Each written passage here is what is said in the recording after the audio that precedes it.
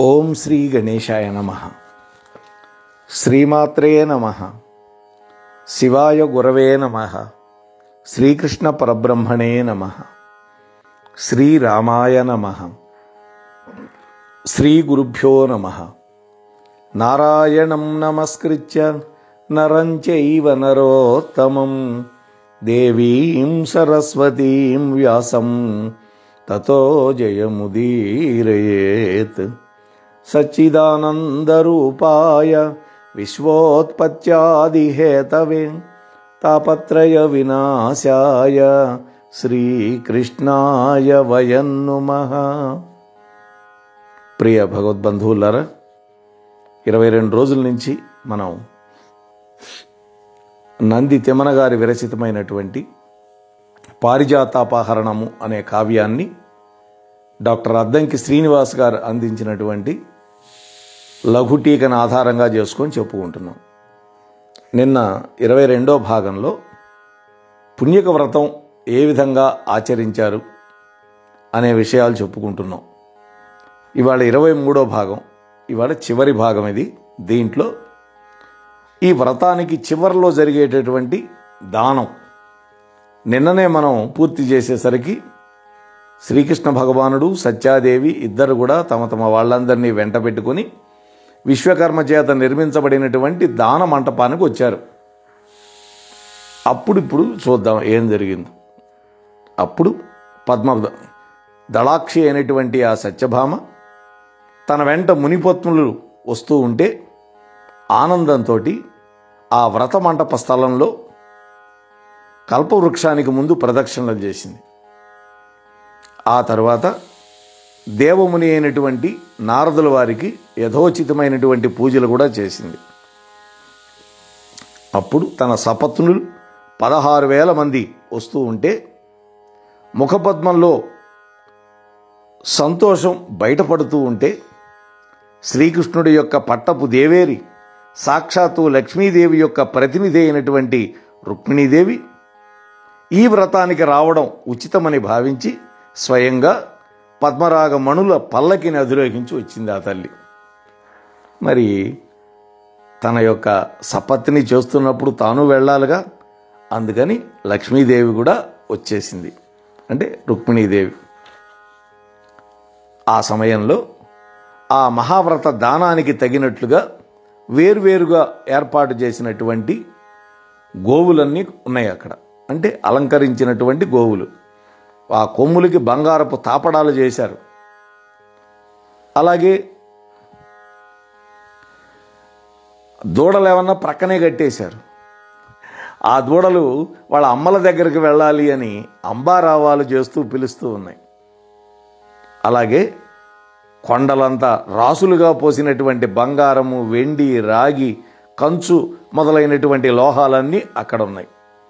అలాగే పద్మరాగం, పగడం, హరినీలం, ముత్యం, పచ్చ మొదలైనటువంటి రత్నాలు, నువ్వులు, గోధుమలు, యవలు, ఒడ్లు, మినుములు, పెసలు మొదలైనటువంటి ధాన్యాలు, బంగారపు గొడుగులు, వింజామరలు, పరుపులు, మంచాలు, విసనకర్రలు, పాదుకలు, అలాగే ఏనుగులు, గుర్రాలు, రథాలు మొదలైనటువంటివి.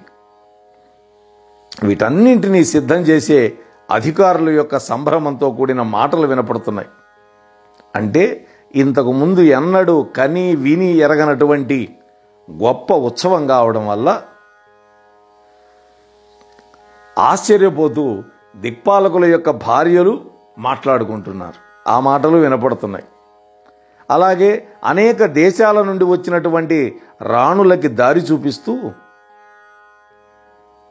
కొంతమంది తొలగండి తొలగండి మహారాణులు వస్తున్నారు అని బెదిరింపు మాటలు కూడా వినపడుతున్నాయి. వేత్రహస్తులైనటువంటి వాళ్ళు, అంటే సేవకులు. అలాగే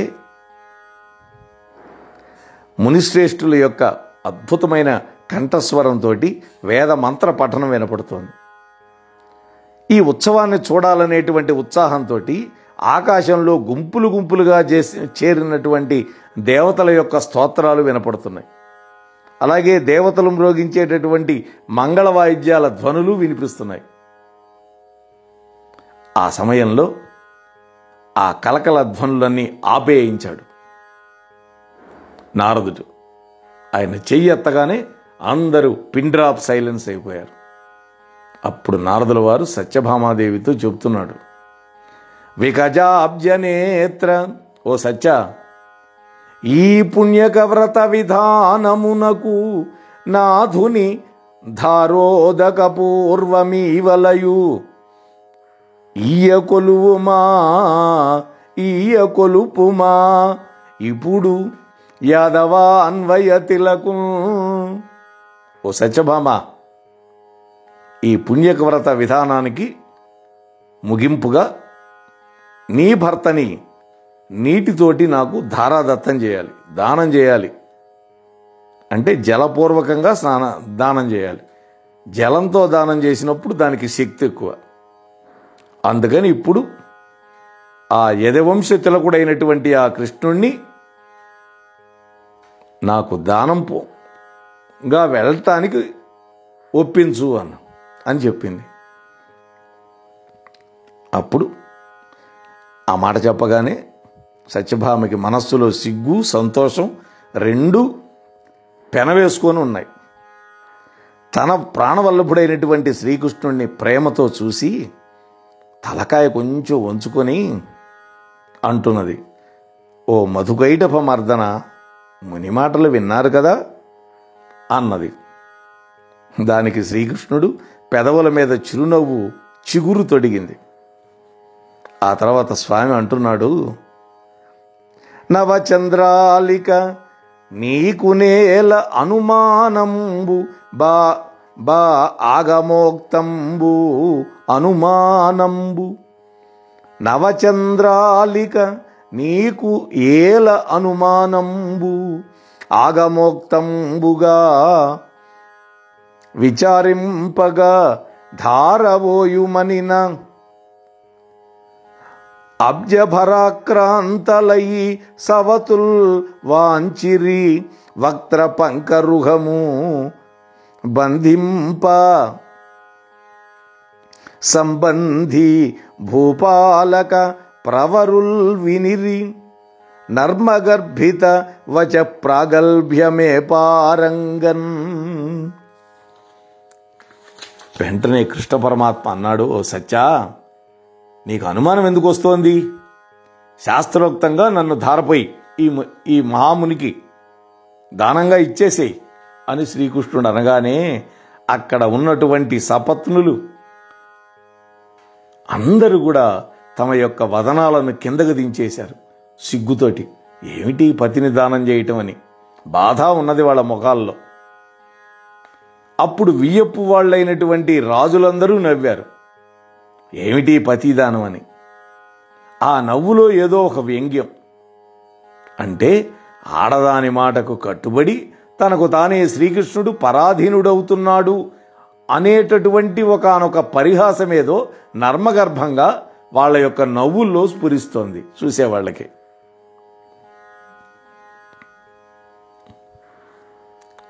అప్పుడు ఆ నారద మహర్షి యొక్క ఆజ్ఞను శిరసావహించి లేడి వంటి కన్నులు కలిగినటువంటి చంచలమైనటువంటి కళ్ళు కలిగినటువంటి ఆ సత్యాదేవి కల్పవృక్షంతో బంగారు వస్త్రాలతో కలిపి ఒక మాలను తీసుకొని ముందు శ్రీకృష్ణుడికి చుట్టింది. ఆ మాలతోటి అంటే ఒక తాడులాగా అనుకోండి. అలా చేస్తున్నప్పుడు ఆమె రెండు చేతులకు ఉండేటువంటి బంగారపు కంకణాలు గణగణమని మోగుతున్నాయి. మధురమైనటువంటి ధ్వని వచ్చింది, ఆ శబ్దం వచ్చింది.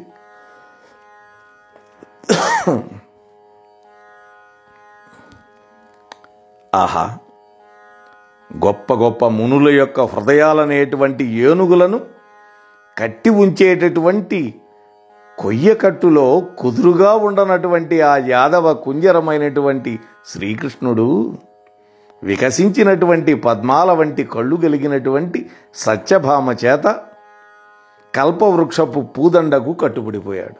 ఆహా, ఆయన సామాన్యుడా? గొప్ప మునుల యొక్క హృదయాలు అనేటువంటి ఏనుగులని కట్టి ఉంచడానికి ఒక కట్టు కొయ్య అని ఉంటుంది. ఆ కట్టు కొయ్యలో కుదురుగా ఉండనటువంటి యదుకుంజరమైనటువంటి శ్రీకృష్ణ భగవానుడి ఇవాళ సత్యభామ యొక్క వలపు చూపులకి లోనైపోయి కల్పవృక్షపు పూలదండ కట్టుబడిపోయాడు కదా అని ఒక అద్భుతమైనటువంటి ఉపమానం వాడారు ఇక్కడ. బలిధనుజేంద్రు గట్టితని పల్కంగ విందుముగాని నేడు మాచలి ఇదే పుష్పదామకముచే నిన్ను కట్టక గంటిమి ఇంక నెమ్మెలు పచరింప రాదనుచు మేలములాడెడు సత్యబోట్ల సన్నల నెసకొల్పుచు గెలన నవ్విరి ధర్మజ భీమ ఫల్గుణుల్. మేనత్త కొడుకులు కదా ధర్మరాజు, భీముడు, నకులుడు, వీళ్ళంతా వాళ్ళు కూడా నవ్వారట. ఎందుకని?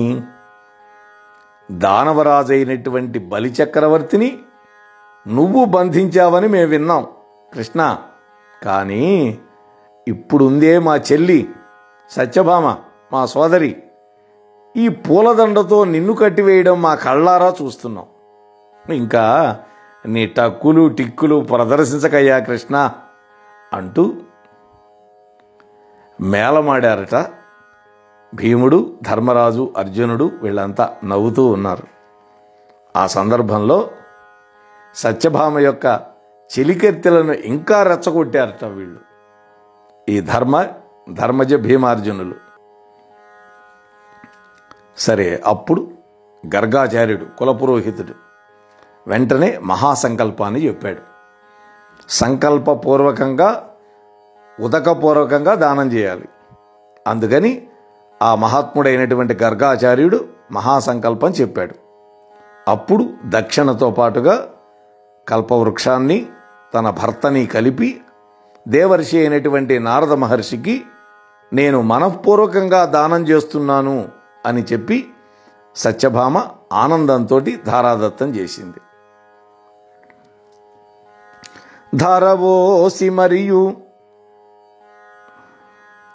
తత్పత్రాంగంబుగా దానమిచ్చెనప్పుడు తలిరింబోడి మణిసువర్ణ ధాన్యమయ పర్వతంబులు గోసహస్రవాజి కుంజరంబులు.